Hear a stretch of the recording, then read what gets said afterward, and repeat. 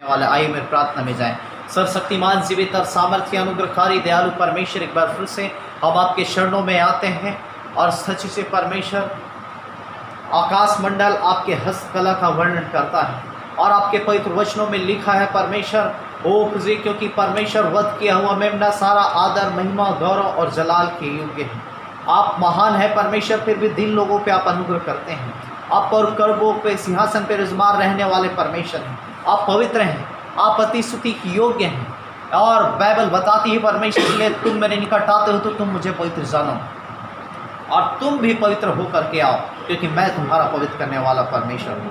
सच जो परमेश्वर आप पवित्र हैं, आपकी महिमा परमेश्वर अगम है, आपकी बुद्धि अगम है परमेश्वर। आसाओं प्रजा वो धन्यवाद देते हैं परमेश्वर की अब तक आपने अगुवाई किया, आसाओं का मदद किया। अब ये समय परमेश्वर कि हम आपके पवित्र वचनों से होकर के पढ़ें, सुने, समझे, सीखें। सो पवित्र आत्मा आपके प्रकाशनों को खोल परमेश्वर, अपने भेद, अपने रहस्य, अपने गुण बातों के द्वारा बोल और बातचीत कर। पवित्र आत्मा हमारे मन विचारों को अपने नियंत्रण में ले ले परमेश्वर, और होने दीजिए हर एक वचन परमेश्वर जो इस वक्त कुर्सी बोया जाता है, सब कुछ परमेश्वर आपके परमेश्वर ओर से होने पाए और सारी स्थिति को अपने आत्मा के नियंत्रण में ले।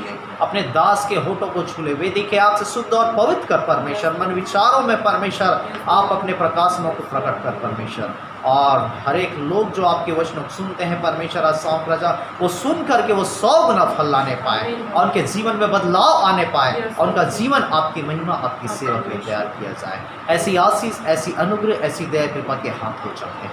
हम सारा आदर महिमा इस जलाल गौरव हम आपको देते हैं। उद्धार करता प्रभु यीशु के नाम से प्रार्थना मांगते हैं, आमीन, आमीन, आमीन। आइए मेरे परमेश्वर के वचन में से कुछ बातों को देखेंगे और देखें बाइबल क्या बताती। जब आप यूहन्ना रचित सुसमाचार उसके 5 अध्याय और उसके 1 पद से आगे पढ़िए, जिस किसी को मिल जाता है। इन बातों के पश्चात यहूदियों का एक पर्व हुआ और यीशु यरूशलेम को गया। यरूशलेम में भेड़ फाटक के पास एक कुंड है जो इब्रानी भाषा में बैतसदा कहलाता है। उसके 5 ओसारे हैं और उसमें बहुत से बीमार, अंधे लंगड़े और सूखे अंग वाले पड़े रहते थे, क्योंकि नियुक्त समय पर परमेश्वर के स्वर्गदूत कुंड में उतरकर पानी को हिलाया करते थे। पानी हिलते ही जो कोई पहले उतरता वह चंगा हो जाता था, चाहे उसकी कोई बीमारी क्यों न और हो। चाहे उसकी कोई भी बीमारी क्यों ना हो। वहाँ एक मनुष्य था जो 38 वर्ष से बीमारी में पड़ा था। यीशु ने उसे पड़ा हुआ देखकर और यह जानकर कि वह बहुत दिनों से इस दशा में पड़ा हुआ है, उससे पूछा क्या तू चंगा होना चाहता है? और क्या तू चंगा होना चाहता है? उस बीमार ने उसको उत्तर दिया, हे प्रभु, मेरे पास कोई मनुष्य नहीं कि जब पानी हिलाया जाए मुझे कुंड में उतारे, परंतु क्योंकि मेरे पहुँचते दूसरा मुझसे पहले उतर जाता है। यीशु ने उसे कहा, उठ, अपनी खाट उठा और चल फिर। वह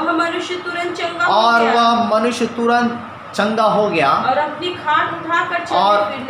खाट उठा करके वह चलने फिरने लगा। हालेलुया। बाइबल बताते यीशु ने कहा उससे कि उठ और अपनी खाट उठा और चल फिर। वह तुरंत उठ करके चलने फिरने लगा। Hallelujah, hallelujah. मेरे को यहाँ पे बाइबल में जब हम देखते हैं, बाइबल बताती है यरूशलेम में भेड़ फाटक के पास एक कुंड था जो इब्रानी भाषा में बैतसदा कहलाता था, है ना। कुंड का मतलब ये है कि एक प्रकार से, है ना, तालाब का छोटा रूप जो है ना, जहाँ पे पानी इकट्ठा रहता है और लोग उसमें क्या स्नान करते हैं। और लिखा हुआ है कि इब्रानी भाषा में उसको क्या बैतसदा कहा जाता था, और जिसके 5 ओसारे थे। और उस कुंड की खासियत ये थी मेरे प्रियो की बाइबल बताती है कि हर वर्ष नियुक्त समय में परमेश्वर के स्वर्गदूत जो हैं वह स्वर्ग से उतरते और उस कुंड के जल को क्या है हिलाया करते थे।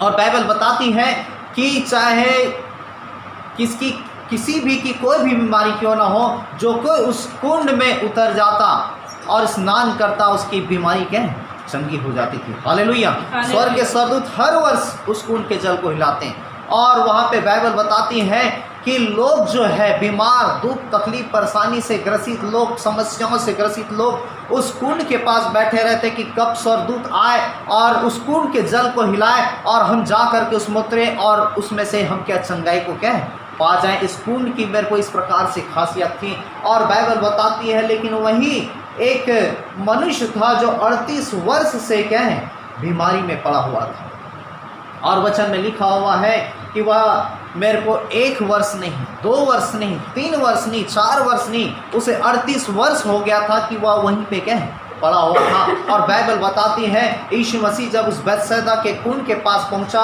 और वह यह देखकर, यह जानकर कि बहुत दिन से यह रोगी क्या है इसी दशा में क्या है पड़ा हुआ है, और तब बाइबल बताती, वचन में लिखा हुआ है, यीशु ने उससे पूछा कि क्या तू चंगा होना चाहता है? और तब उस बीमार ने उससे कहा कि हे प्रभु, मेरे पास कोई मनुष्य नहीं कि जब पानी हिलाया जाता है तो मुझे उस कुंड में क्या उतारें, क्योंकि मेरे पहुँचते पहुँचते कोई दूसरा उसमें उतर करके क्या चंगाई को पा जाता है। और तब यीशु मसीह का उठ अपनी खाट उठा क्या चल फिर। हालेलुया। और वो तुरंत उठ करके चलने फिरने लगा। वहाँ पे हम मेरे को देख रहे हैं कि 38 वर्ष से एक रोगी पड़ा हुआ था। आज यदि हमारे जीवन में हम देखें, थोड़ा सा यदि एक सप्ताह यदि किसी को बुखार हो जाए, सर्दी खांसी हो जाए, सिर दर्द हो जाए, हम परेशान हो जाते हैं। ये बुखार क्यों हो गया, कैसे हो गया, किस लिए हो गया, और नाना प्रकार से हम क्या है अब अपने आप को क्या है कोसने लगते हैं, बुरा भला कहने लगते हैं। इससे अच्छा ये होता कि हम मर जाते, इससे अच्छा होता कि हमारी ज़िंदगी ख़त्म हो जाती। यदि किसी को 2 महीना 4 महीना हो जाए, किसी 1 साल की तकलीफ़ों को हो जाए, तो मेरे को अब सोचते हैं कि अब मुझे क्या जीने की इच्छा नहीं होती, अब मुझे मर जाना चाहिए। संसार में बहुत तकलीफ है, परेशानी, समस्या, कष्ट है और मेरा जीना अच्छा नहीं है। ये समस्या दूर नहीं हो रही, कष्ट दूर नहीं हो रही, समस्या कष्ट को मैं लेकर के लगातार चल रहा हूँ या चल रही हूँ, और मेरे को बहुत सारी बातों में मेरे को हम अपने आप को क्या है हम चिंता में डाल देते हैं, हम सोचने लगते हैं, हम निराश हो जाते हैं, हम हताश हो जाते हैं, हम जीवन को खत्म करने की कोशिश करते हैं। लेकिन मेरे को यहाँ पे हम इस रोगी के विषय में हम देख रहे हैं जो 1 साल, 2 साल, 3 साल, 4 साल, 10 साल, 20 साल, 30 साल, 35 साल नहीं, किंतु मेरे को बाइबल बताती है 38 वर्ष से वह क्या है उसी रोग में वह क्या है पड़ा हुआ था। और वचन में लिखा हुआ है पड़ा हुआ था, मतलब किसी सामान को जब हम फेंक देते हैं और सामान को फेंक देते हैं तो क्या होता है कि कोई उसकी ओर जब ध्यान नहीं देता, कोई उसे उठाता नहीं, कोई उसे उठा करके किसी दूसरे स्थान में, उच्च स्थान में नहीं रखता, है ना, कोई इस वस्तु की ओर क्या है ध्यान नहीं देते, नज़रअंदाज कर देते हैं। ठीक उसी प्रकार से उस रोगी की हालत थी जो 38 वर्ष से पड़ा हुआ था। उसकी ओर कोई ध्यान नहीं देता, कोई उसकी ओर अपने परिश्रम नहीं लगाना चाहता था, कोई उसकी ओर मेहनत करना नहीं चाहता था, और कि उसे उठा करके क्या उस कुंड में लेकर के जाए। है ना, अक्सर हम देखते हैं कि कई परिवारों में जब माता पिता बुज़ुर्ग हो जाते हैं, और जब बुज़ुर्ग हो जाते हैं और तब उसके बेटे बहू कई प्रकार से पारिवारिक समस्याओं के कारण अपने उस बुज़ुर्ग माता पिता को वो बुज़ुर्ग आश्रम में, है ना, वृद्ध आश्रम में गए छोड़ देते हैं। और जब छोड़ देते इसलिए छोड़ देते हैं क्योंकि वो घर में सही तरीके से क्या है उसे ध्यान नहीं दे पाते, केयर नहीं कर पाते, और वो बुज़ुर्ग फिर उसी वृद्धा आश्रम में वह रहते हैं और उसके बेटा बहू या उसके परिवार में कोई ध्यान नहीं देते। उनका सारा जीवन जो है वो इसी वृद्धा आश्रम में व्यतीत हो जाता, और जो आश्रम के जो लोग हैं वही लोग क्या हैं उनकी सेवा करते रहते हैं। उसके परिवार के लोगों को कोई भी ध्यान नहीं, कोई भी उसे उसकी सेवा के लिए वहाँ नहीं पहुँचते। मेरे को ठीक ऐसा ही हम देखते हैं कि ये इस 38 वर्ष के रोगी के साथ हो गया रहा होगा। उसके परिवार के लोगों ने चाहा होगा, इलाज करवाने की कोशिश किया होगा, और कई जगह भटके होंगे, और कई जगह वो वैद्यों से वो इलाज करवाए होंगे और कई उपायों को निकाले होंगे, और जब ठीक नहीं हुआ होगा तो उसे ले जा करके उस बैतसैदा के कुंड के पास छोड़ दिए होंगे कि हम तुम्हारे लिए बहुत मेहनत किए, बहुत दौड़ धूप किए, तुम्हारा तकलीफ़ ठीक नहीं हो रहा है, अब वहीं जाओ, अब वहीं कुंड जब हिलाया जाएगा तुम जा करके क्या उतर करके चंगाई को पा लेना, छुटकारे को पा लेना। मेरे को ऐसा ही शायद हो सकता है कि उसके परिवार वालों ने उसे ध्यान नहीं दिया होगा, उसे छोड़ दिया होगा। मेरे को आज आपको और मुझको समझने की ज़रूरत है और आज ये व्यक्ति जब यीशु मसीह से उसकी मुलाकात होती है, इस बीमार से जब यीशु मसीह की मुलाकात होती है और यीशु मसीह देखता है कि ये बहुत दिन से पड़ा हुआ है, इसकी और कोई ध्यान नहीं दे रहा है, और तब यीशु मसीह उससे पूछता है, क्या तू चंगा होना चाहता है, क्या तू छुटकारा पाना चाहता है? और तब मेरे को बाइबल बताती है, वह निराशा भरे शब्दों से कहता है कि हे प्रभु, मेरे पास कोई मनुष्य नहीं कि जब स्वर्ग के स्वर्गदूत कुंड को हिलाए तो मुझे उठा करके उस कुंड तक उतार ले आए, उस कुंड तक पहुंचा दे, क्योंकि मेरे पहुंचते पहुंचते कोई दूसरा उसमें उतर आता है और उसमें चंगाई को पा जाता है। मेरा ये व्यक्ति निराश हो चुका था, हताश हो चुका था, वह परेशान हो गया था, वह अपनी ज़िंदगी से हार चुका था, वह बहुत ही विचलित हो गया था, वो बहुत चिंता में पड़ गया था, कोई मेरे पास नहीं प्रभु। आज मेरे को, आज हो सकता है आज आपकी और मेरी भी जीवन भी मेरे को इसी प्रकार से हो सकता है कोई तकलीफ़ों से आज आप और मैं गुजर रहे हैं, कोई भयानक बीमारी से होकर के गुजर रहे हैं, और हमें ऐसा लगता है कि कब ये हमारी बीमारी ख़त्म हो, कब ये हमारी भयानक समस्या खत्म हो सकता है कोई जादू टोने की शक्तियों से ग्रसित हो, कई समय हो गया हो, और हम मेरे को सोचते हो कि ये जादू टोने की शक्तियों से कब हम छुटकारे हो पाए, कब हम नजात को पाएँ। हो सकता है कोई आर्थिक तंगियों से, कोई कर्ज से दबा हो, कोई और नाना प्रकार की समस्याओं से ग्रसित हो सकता, कोई अपने परिवार वालों को और उसके समस्याओं को देख करके वह निराश और हताश होते हो, चिंता करते हो और सोचते हो कि कोई नहीं कि हमारी सुधि ले सके, कोई नहीं कि हमारे तकलीफ़ों से छुड़ा सके, कोई नहीं कि हमें अपने व्याधियों से हमें मुक्ति दिला सके। मेरे को हो सकता है बहुत सारी बातों में मेरे को हम निराश और हताश होते हैं, हम चिंता करते हैं, हम परेशान करते हो, लेकिन मेरे को हमें जानने की ज़रूरत है कि आपके सारे तकलीफ़ों से, सारे परेशानियों से, सारे समस्याओं से छुड़ाने वाला कोई मौजूद है, तो वो हमारा प्रभु यीशु मसीह है। हालेलुया। वो आपके बीमारियों से चंगाई दे सकता है, वो आपके सारे दुष्ट शक्तियों से छुटकारा दे सकता है, वो आपके सारे आर्थिक समस्याओं से आपको नजात दे सकता है, आपको मुक्त कर सकता है। मेरे प्रिय, उसकी ओर दृष्टि करें, उसकी ओर निहारें। आप निराश मत होइए, आप हताश मत होइए, आप चिंता मत कीजिए, आप अपने आप को शोकित मत कीजिए, आप अपने आप को दुखित मत कीजिए।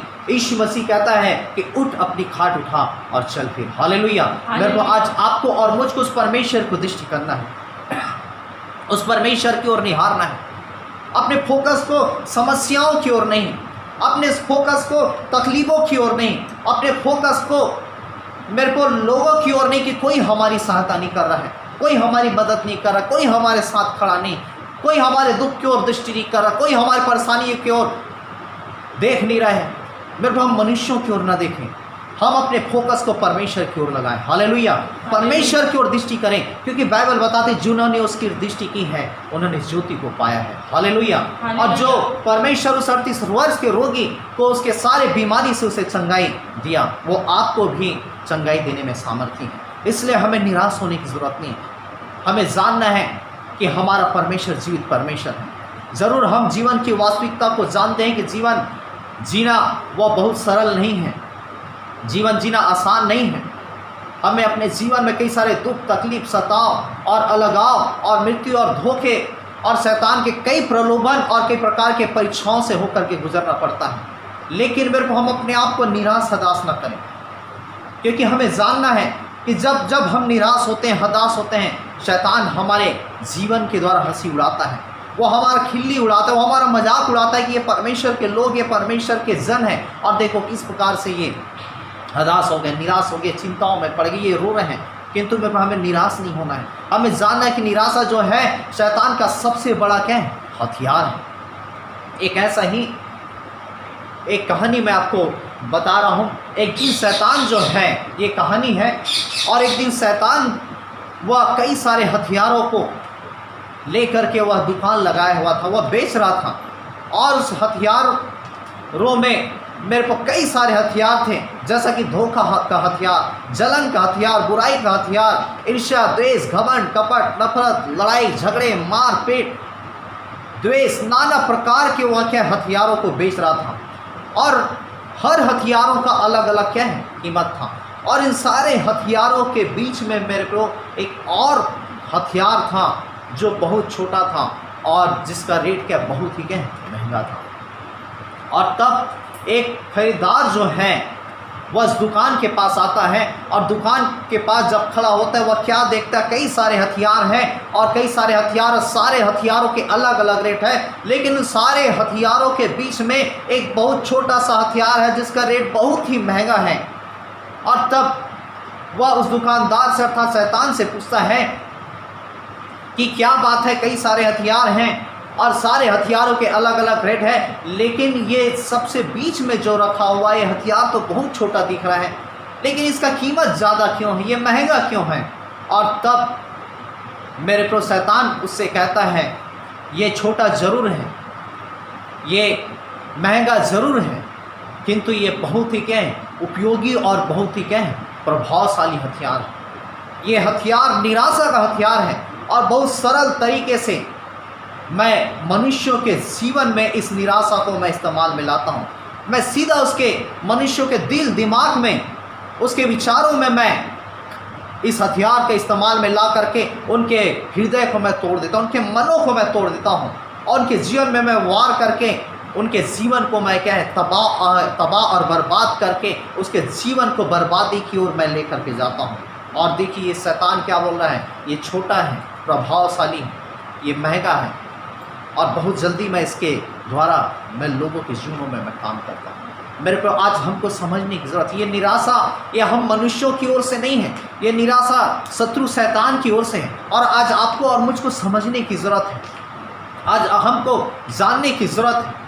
और इस निराशा से मेरे को आज हम देखते हैं कोई नहीं बच पाया है। संसार के लोग निराश होते तो होते हैं, है ना, कि कई सारी बीमारी को लेकर के, दुष्ट शक्तियों को लेकर के, कोई किसी को नौकरी नहीं मिल रहा है, किसी को सफलता नहीं मिल रहा है, कोई पढ़ाई में पीछे हो गए, कोई असफलताओं को लेकर के, कोई अपने पति के व्यवहार को लेकर के, कोई पत्नी के व्यवहार को लेकर के, कोई बच्चों के व्यवहार को लेकर के, कोई अपने घर परिवार वालों के व्यवहार को लेकर के, कई सारी बातों में मेरे पर लोग आज निराश और हताश होते हैं। और मैंने बताया न केवल संसार के लोग किंतु आज आत्मिक लोग अर्थात विश्वासी लोग भी निराश हो जाते हैं। न केवल विश्वासी लोग किंतु कई ऐसे परमेश्वर के जन, परमेश्वर के दास दासी लोग जिनके जीवन में परमेश्वर की योजनाएं हैं, जिनको परमेश्वर ने चुना है, जिनको परमेश्वर ने बुलाया है, आज ऐसे भी लोग मेरे को निराश और हताश होकर के कई ऐसे गलत कदमों को उठाते। कई लोग सोचते हैं कि सच ये है कि हम अपनी ज़िंदगी को ख़त्म कर दें, हमारा तकलीफ दूर नहीं हो रहा, हमारी समस्या दूर नहीं हो रहा है, दुख ही दुख है। और न जाने कई लोग मेरे को वो अपने आप को ख़त्म कर देते हैं। कई लोग जो है वो आत्महत्या कर लेते हैं।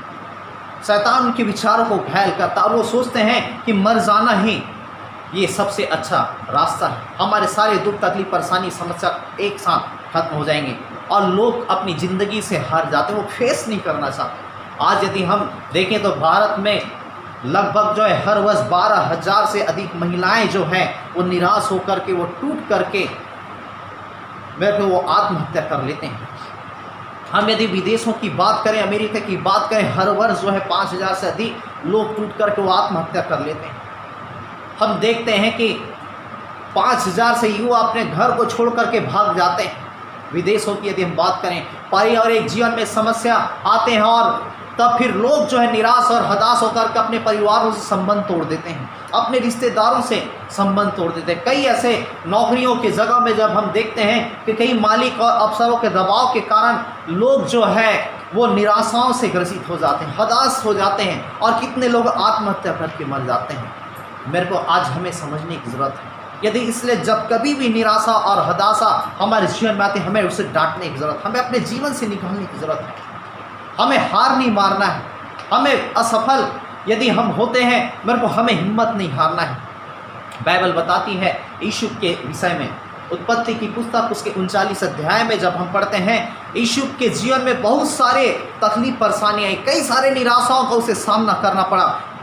बचपन में जब वह था उसकी माँ की मृत्यु हो गई और उसके पिता जो है वो भी सीधे व्यवहार का नहीं था।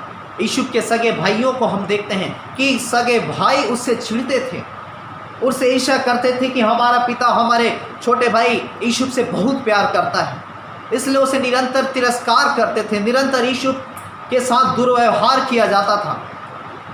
यीशु के जीवन को देखते हैं, उसके सगे भाइयों ने जंगल में उसे मार डालना चाहा और ये योजना बनाने लगे कि हम इसके कपड़े को खून से सान देंगे और अपने पिता से कहेंगे कि जंगल में एक जंगली जानवर आया था और उसने तेरे बच्चे को खा लिया। वो अपने छोटे भाई को मार डालना चाहे। फिर उसके ही भाइयों ने उसे सूखे कुएं में डाल दिया। फिर उसी के भाइयों ने उसे इस्माइलियों के हाथ में भेज दिया। मेरे को कई प्रकार की परिस्थितियों से यीशु जो है गुजरता रहा। और जब इस्माइलियों ने उसे ले गया, कई समय तक वो इस्माइलियों के साथ गया रहा और गुलामी में जीवन व्यतीत किया।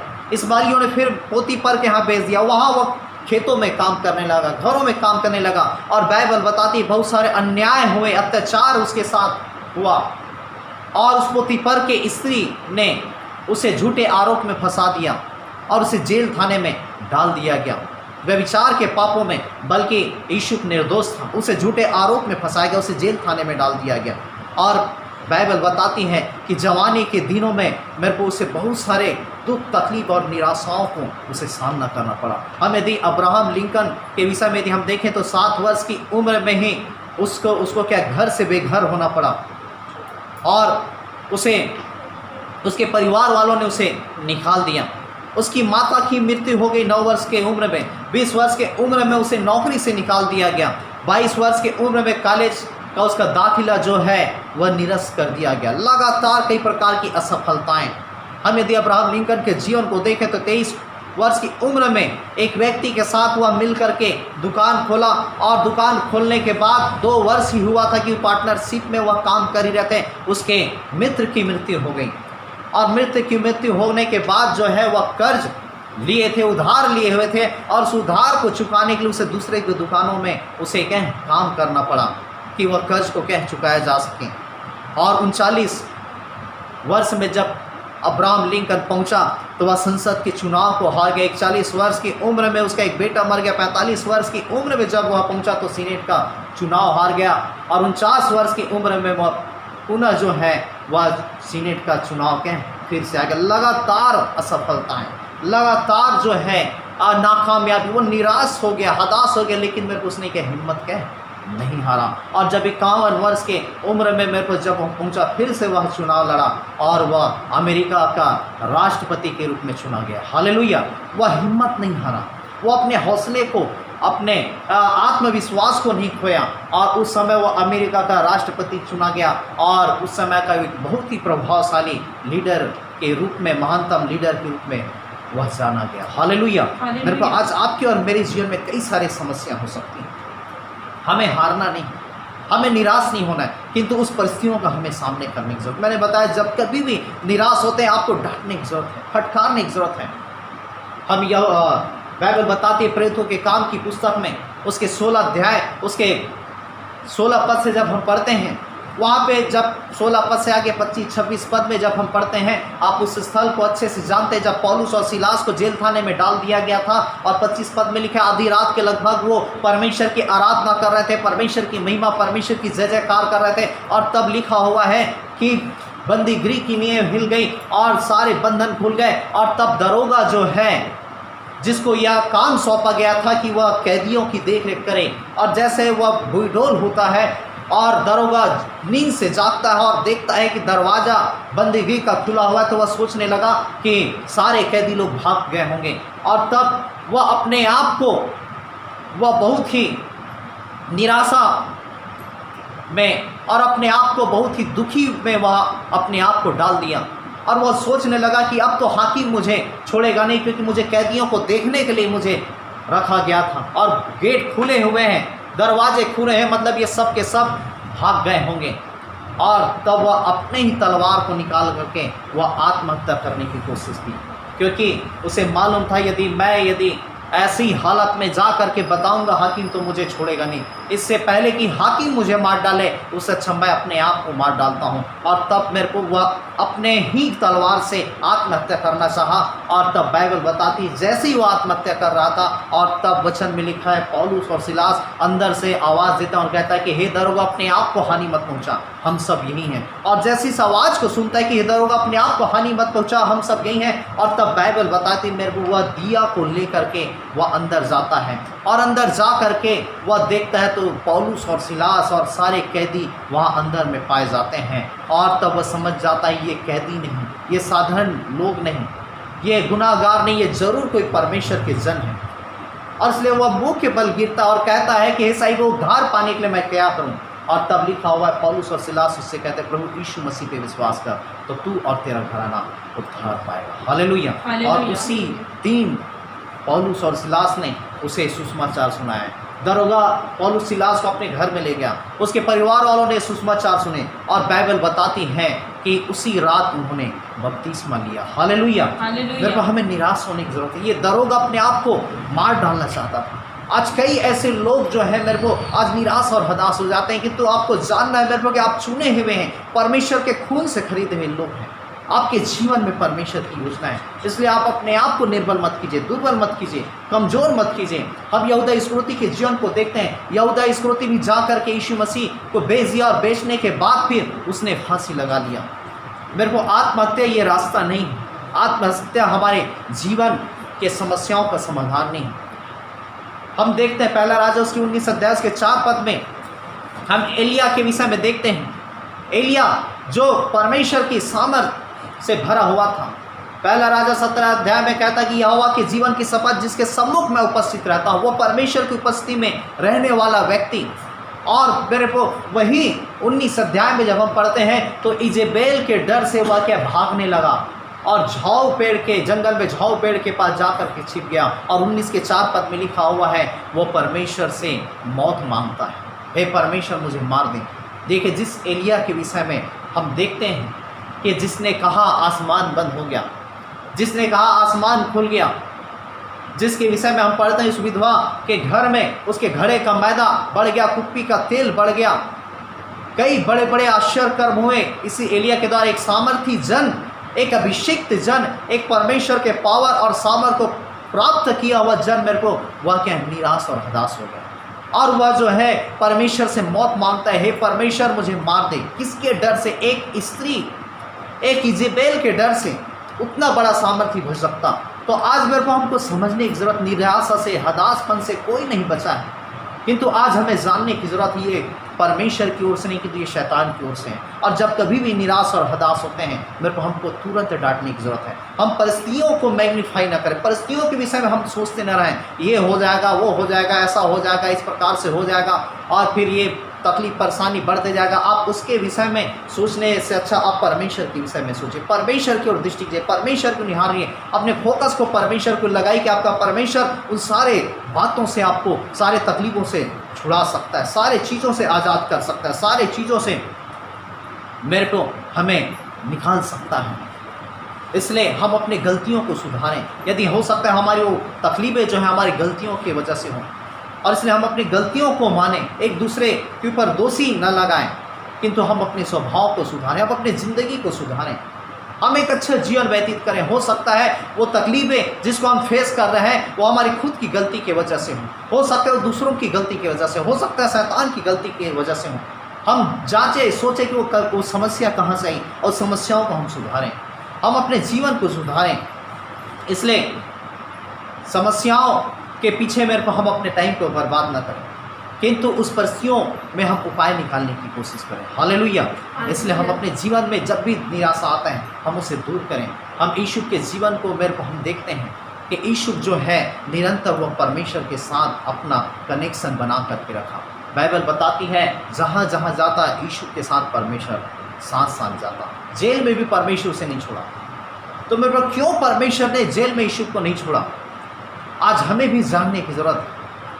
क्योंकि यीशु परमेश्वर के साथ था, इसलिए परमेश्वर भी यीशु के साथ था। वो प्रार्थना करता रहा, वो अपने टाइम को परमेश्वर की महिमा के लिए उस जेल खाने में भी वो अपने जीवन को व्यतीत करते रहा। वो सर्वोत्तम निभाता रहा, धन्यवाद देता रहा, बड़ाई प्रशंसा करता रहा। वो निराशा और हताशपन की और वो अपने तकलीफ़ों की और अपनी समस्याओं की ओर ध्यान नहीं किया, किंतु जेल खाने में परमेश्वर की दृष्टि किया। और इसलिए मेरे को आज हमें भी जानना है, यदि हम निराश हो रहे हैं, हताश हो रहे हैं, मैंने बताया अपना फोकस चेंज कीजिए, परमेश्वर के साथ अपना संबंध अच्छा कीजिए, प्रार्थना कीजिए, उसके वचन को पढ़िए।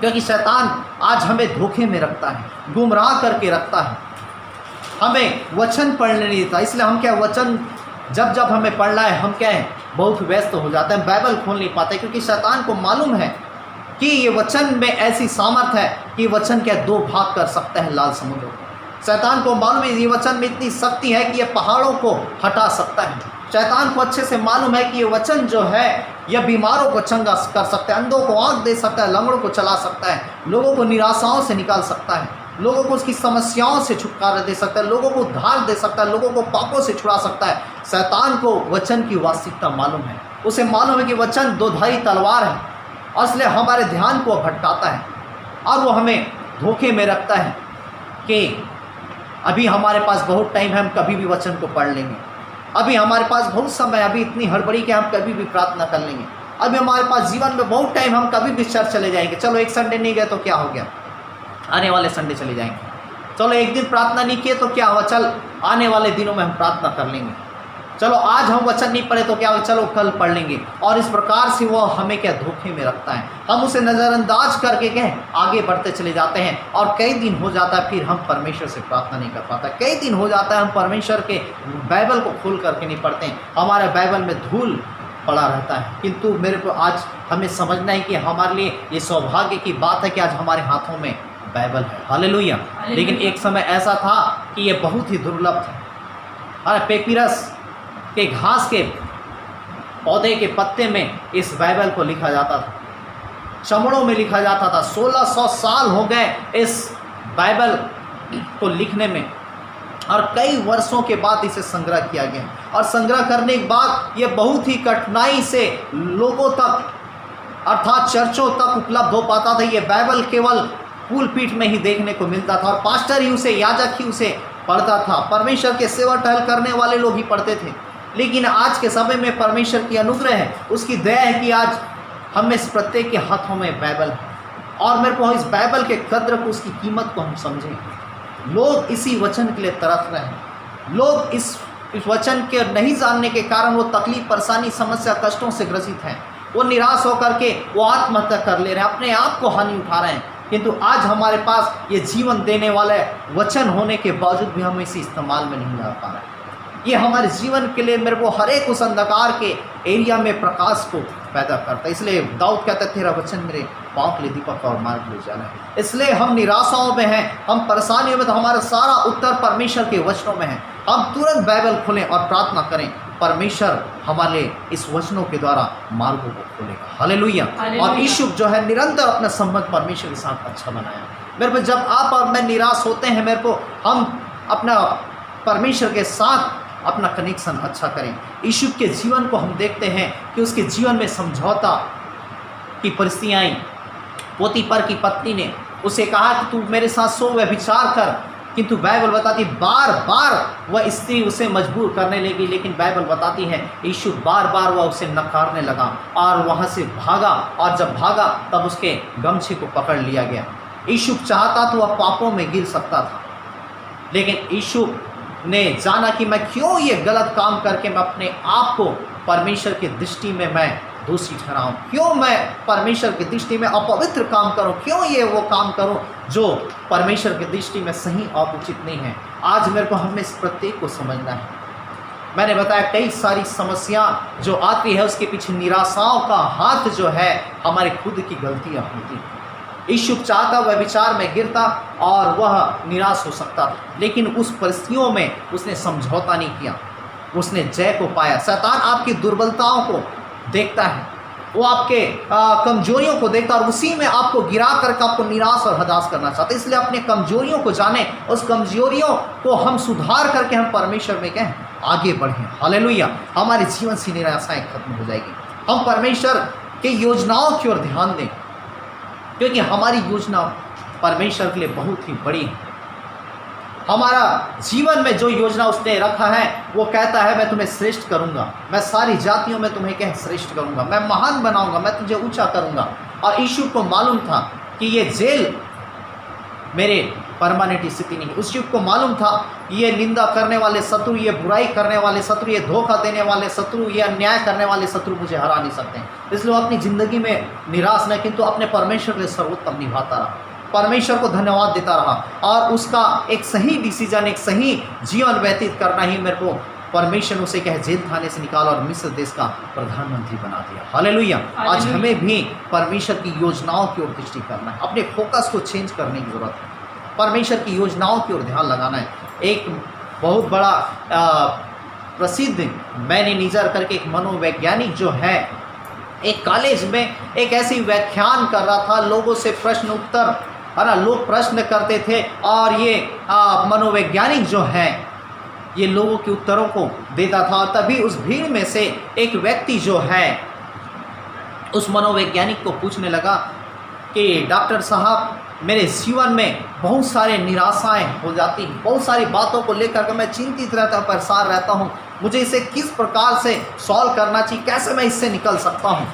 और तब वो डॉक्टर जो मनोवैज्ञानिक था उसने कहा कि अपने स्वार्थ से निकल करके आप जीवन व्यतीत कीजिए, अपने हितों की परिधि से, अपने स्वार्थ अर्थात अपने ही भलाई की परिधि से आप निकल करके क्या है, आप काम कीजिए और उन गरीबों के पास जाइए, उन लाचारों के पास जाइए, उन दुख तकलीफ परेशानी समस्या से ग्रसित लोगों के पास जाइए, उनकी सुनिए, उनकी सेवा कीजिए, उनका देख रेख कीजिए, उनकी सहायता कीजिए, उनकी मदद कीजिए और फिर देखिएगा कि आपके जीवन में कभी भी निराशा नहीं आएगी और कभी भी आप मानसिक रोग से या मानसिक समस्याओं से आप पीड़ित नहीं होंगे, आप मानसिक समस्याओं का आप फेस नहीं करेंगे। आज मेरे को हम सोचते हैं कि हमारा तकलीफ़ बहुत ज़्यादा है, थोड़ा सा तकलीफ हो जाए हमारी समस्या ज़्यादा, हमारा कष्ट ज़्यादा है, हम रोने लगते हैं, आंसू बहाने लगते हैं, हम कई प्रकार से अपने आप को निराश और हताश करते हैं। लेकिन मैं आपको सजेशन देना चाहता हूँ, आप संसार में निकलिए और दूसरों को देखिए,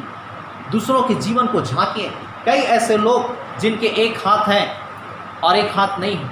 मैं एक दिन एक कलेक्टर ऑफिस है रायपुर में, उसके पीछे वाले रास्ते से जब मैं जा रहा था अपनी गाड़ी से, और तभी एक मजदूर जो है वह एक हाथ से गैती को पकड़ करके वह क्या खोद रहा था, और जब खोद रहा था और तभी मैं अचानक से उसकी ओर दृष्टि किया, गाड़ी मेरी आगे बढ़ी लेकिन मुझे कुछ देखा समझ में नहीं आया। मैंने फिर से पलट करके देखना चाहा गाड़ी को रोक करके, और तभी क्या देखता हूँ कि एक जो व्यक्ति जिसे मैंने देखा वह क्या उसका एक हाथ नहीं था, एक हाथ से क्या गैती से क्या खोद रहा था। एक दिन जब मैं एक जगह से मीटिंग लेकर के जब लौट रहा था, गाड़ी में था, और तभी रास्ते में बहुत भीड़ लगी हुई थी, और रास्ते में जब बहुत भीड़ लगी थी तभी मैं गाड़ी से उतर करके देखना चाहा कि ये भीड़ किस लिए है। और तब मैंने देखा कि एक ठेला वाला और एक ऑटो वाला दोनों के बीच में क्या है कुछ लड़ाइयाँ हो रही हैं बातों के द्वारा। और उस ऑटो वाले जब ऑटो से उतरता है, और तभी मैंने देखा कि उस ऑटो वाले का एक पैर क्या है नहीं था, और एक ही पैर से वह जो है ऑटो को क्या चला रहा था। कई ऐसे लोग हैं मेरे को जिनके अंग नहीं। एक चर्च में जब मैं गया था कि एक बच्चे जो मैं गीत गा रहा था और वो ट्रिपल को वह कांगो को बजा रहा था, उस बच्चे के हाथों को मैंने देखा, उसके हाथ पूरे नहीं थे लेकिन फिर भी उस अवस्था में वह परमेश्वर की महिमा कर रहा था। मेरे पर न जाने कितने ऐसे लोग हैं जो अंधे हैं, जिनकी आंखें नहीं हैं, न जाने कितने ऐसे लोग हैं जो गूंगे हैं, जो बोल नहीं सकते, कितने ऐसे जो लंगड़े हैं। मेरे वो जीवन जी रहे अपनी ज़िंदगी से, वो हताश और निराश नहीं हो रहे हैं, वो परेशान नहीं, वो परिस्थितियों के सामने हार नहीं मार रहे हैं, किंतु वह उस सारे परिस्थितियों को फेस करके आज मेरे को वो जीवन व्यतीत कर रहे हैं, आज वो परमेश्वर की महिमा कर रहे हैं। किंतु आज हमें समझना है कि हम मेरे को उनसे अच्छे हैं। हमारे दोनों हाथ पैर हैं, हमारे आँख हैं, हमारे मुँह हैं, हमारा शरीर है, और हम संपूर्ण शरीर होकर के भी हम परमेश्वर की महिमा नहीं कर पा रहे हैं। आप कई ऐसे परमेश्वर के लोगों के विषय में जानते हैं जिनके तकलीफ परेशानी इतने हैं लेकिन फिर भी वो निराश और हताश न होकर के परमेश्वर की सेवा और महिमा के लिए वो निरंतर आगे से आगे वह आगे बढ़ते चले जाते हैं। तो मेरे को हमको समझना है, हम अपनी तकलीफ़ों में निराश और हताश होते हैं, लेकिन हम संसार में निकल करके देखेंगे लोगों के दुखों को जब आप देखेंगे तो आपको समझ में आएगा कि आपके दुख और आपके तकलीफ परेशानी से कहीं अधिक जो है दूसरों की तकलीफ परेशानी क्या है वह बड़ी है। और तब आपको समझ में आएगा, फिर आपके जीवन में निराशाएं नहीं आएगी, शैतान आपको निर्बल नहीं करेगा, दुर्बल नहीं करेगा, किंतु आप विश्वास में मजबूत होकर के सारे परिस्थितियों का सामना करके आप परमेश्वर की महिमा करने पाएंगे। हालेलुया। मेरे को इसलिए हमें समझना है, यीशु समस्याओं में पड़े पड़े वह वैसा ही नहीं रहा, किंतु उसके निदान को खोजते रहा। 40 अध्याय में हम पढ़ते हैं, उसे मालूम था कि परमेश्वर जो है सर्वसामर्थ्य परमेश्वर मुझे सारी तकलीफों से उबार सकता है। मेरे को वो परमेश्वर कभी नहीं बदलता, वो आज कल युवा नहीं परमेश्वर है, वो हमें सारी निराशाओं से निकाल सकता है, सारी हदासाओं से निकाल सकता है। जैसे उस लहू बहने वाली स्त्री के विषय में आप देखते हैं कि 12 वर्ष से लहू बहने का रोग था और बहुत वैद्यों के साथ दुख उठाई और सारा माल खर्च करने के बाद भी वह चंगाई को नहीं पाई थी, लेकिन उसने हिम्मत नहीं हारा। उसे जब मालूम चला कि यीशु मसीह मेरे घर के रास्ते से, इसी रास्ते से वह जा रहा है और वह यह विश्वास करके निकली मैं उसके वस्त्र छू लूँगा और मुझे चंगाई मिल जाएगा, और उसने हिम्मत नहीं हारा। उसने भीड़ को देख करके अरे अभी तो बहुत भीड़ है, मैं नहीं जाती, अभी तो मेरे पास पैसा ख़त्म हो गया, नहीं जाती, जब सारा पैसा मेरे काम नहीं आया तो यीशु मसीह क्या काम देगा। वह ऐसा सोच करके वो चुपचाप नहीं बैठी। जब सारे वैद्य लोग मुझे चंगाई नहीं दे पाए तो यीशु मसीह क्या चंगाई देगा। वह हताश और निराश नहीं कि तो उसने हिम्मत को नहीं हारा, वो भीड़ में गई और लिखा भीड़ को हटाते हुए जाकर के यीशु मसीह के वस्त्र को छू लिया। हालेलुया। और जैसे ही उसने वस्त्र को छुआ और तब बाइबल बताती है उसके लहू बहने वाली बीमारी खत्म हो गई। हालेलुया। हालेलुया। और तब यीशु मसीह कहते हैं मुझे किसने छुआ, मुझ में से सामर्थ निकली। चलिए कहते हैं हे प्रभु तुझे दिखता है कि भीड़ तुझ पर गिरी पड़ती, कितने आपको छू रहे हैं, कितने धक्का दे रहे हैं, धक्का दे करके आगे बढ़ जा रहे हैं और आप हमसे पूछते हैं कि हमें मुझे किसने छुआ। तब यीशु मसीह कहता है नहीं किसने मुझे छुआ, अब मुझ में सामर्थ निकली। और तब यह बात को सुनकर कोई स्त्री डरती और कांपती यीशु मसीह के पैरों के पास गिर गई और सारा हाल सच सच कहती प्रभु मुझे 12 वर्ष से ऐसा तकलीफ था और आज मैंने विश्वास से आपके वस्त्र छुआ और मुझे चंगाई मिली। और तब यीशु मसीह कहता है पुत्री बेटी चला जाते हुए विश्वास ने मुझे चंगा किया। हालेलुया। जब हम निराश होते हैं हम निराश न, अपने हिम्मत को मजबूत करें, अपने हौसले को मजबूत करें। और उस स्त्री ने यीशु के वस्त्र पूछा, उसे चंगाई किया। आज हम भी जब हिम्मत न हार के परमेश्वर को निहारेंगे, परमेश्वर हमें निरंतर जय को दिलाएगा, हमें चंगाई देगा, हमें छुटकारे देगा, हमें आशीषों को देगा, क्योंकि वो हमारा पिता है और हम सब उसके बच्चे हैं, हम उसके संतान हैं, वो हमारे चरवाहा है और हम सब उसकी चराई की भेड़ें हैं। वह दुख देख करके पछताने हारा परमेश्वर है। इसलिए शैतान यदि निराशाओं को डालता है, हताशाओं को डालता है, हम उसे डांटें और परमेश्वर के अधिकार और सामने में खड़ा होकर के हम आगे बढ़ें। हालेलुया। आइए हम अपने आप को बंद करें, परमेश्वर वचनों के द्वारा आप सबों को आशीषित करें। हालेलुया। धन्यवाद यीशु, thank you Jesus, glory to God. पवित्र पवित्र पवित्र सामर्थ्य अनुग्रहकारी दयालु परमेश्वर, राजाओं के राजा, सर्वशक्तिमान परमेश्वर, एक बार फिर से हम आपके हाथों में अपने जीवन को सौंपते हैं और आपने अपने पवित्र कलाम के द्वारा हमारी परमेश्वर मनों की आंखों को ज्योतिर्मय किया, अपने प्रकाशनों को खोला और अपने रहस्य अपने गुण बातों के द्वारा हमारी अगुवाई किया। सो आप कहने से धन्यवाद। मुझे जितने लोगों ने आपके वचनों को सुना है और सुनेंगे, पवित्र आत्मा प्रभु आप उनके जीवन में काम कर, उनके मनों में काम कर, इन वचनों को सुनकर को हिम्मत को, वो बल को, वो ताकत को, स्फूर्ति को प्राप्त कर सके और सारी वो दुख तकलीफ परेशानी में निराश और हताश को वो पार करके वो जय को पा सके। पवित्र आत्मा को हर एक की मदद कर, शैतान किसी भी के जीवन को नाश ना करे, किसी भी के जीवन को बर्बाद ना करे, किसी भी के जीवन को वो हानि के लिए इस्तेमाल में न लाने पाए, किंतु हर एक का जीवन बचा जाए और आपकी महिमा का कारण हो सके। दया कर तरस का हर एक ये वचन जो आज के इस समय बोया गया है वो 100 गुना फैलाने पाए और आपकी महिमा इन वचनों के द्वारा पाए। हम सारा आदर नहीं, इस जलाल गौरव हम आपको देते हैं, यीशु के नाम से प्रार्थना, आमीन।